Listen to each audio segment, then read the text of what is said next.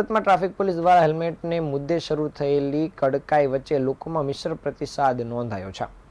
રવિવારે Lal Darwaja main road ઉપર ડીજેના તાલે હેલ્મેટ પહેરી નાચી રહેલા લોકોને કારણે ભારે કૌતુક છવાયું હતું।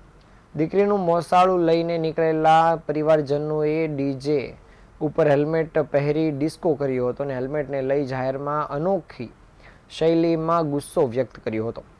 સુરતના નાના મોટા પ્રત્યેક પોઈન્ટ ઉપર ટ્રાફિક પોલીસ દ્વારા નજર રાખીને ઊભી રહેતા હેલ્મેટને લઈ સુરતીઓમાં ફફડાટ પેસી ગયો છે।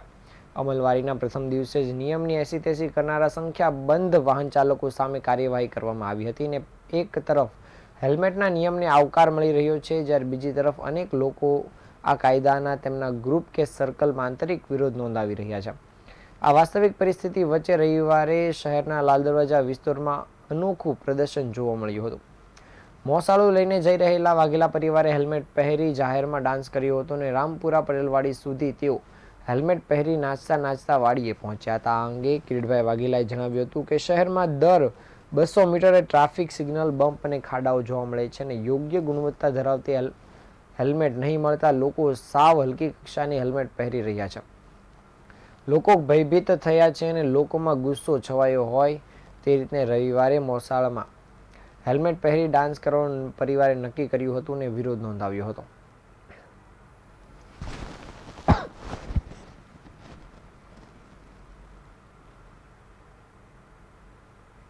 કરીને અમે આનો સંદેશો એ આપવા માંગીએ છીએ કે હેલ્મેટ આજે સુરત શહેરમાં જે મેટ્રો ટ્રેનનો પ્રોજેક્ટ ચાલી રહ્યો છે, સુરત મહાનગરપાલિકાના ઘણા બધા એવા પ્રોજેક્ટો ચાલી રહ્યા છે કે જ્યાં રોડો પર ખૂબ મોટો ટ્રાફિકની સમસ્યા હોય અને એ સમસ્યામાં લોકો માત્ર 20 થી 30 ની ઝડપે જ ગાડી ચલાવી શકે છે અને ખાસ કરીને લોકો ટ્રાફિકમાં બહુ મોટી સમસ્યામાં ફસાયા હોય ત્યારે આ હેલ્મેટનો કાયદો ખૂબ અગવડ ભર્યો અને પીડાદાયક છે।